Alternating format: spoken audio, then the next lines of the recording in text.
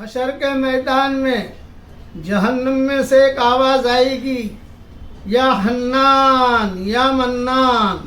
اللہ تعالیٰ جبریل علیہ السلام سے پوچھیں گے کہ جاؤ دیکھو کون مجھے پکار رہا ہے۔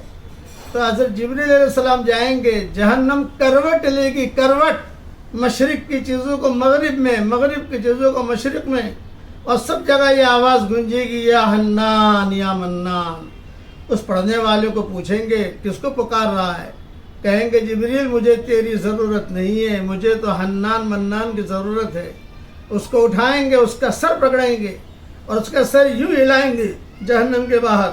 کتابوں میں لکھا ہے سانپ، بچھو جو چمٹے لپٹے ہوئے تھے سب زمین پر گر پڑیں گے، اللہ کے سامنے پیش کریں گے۔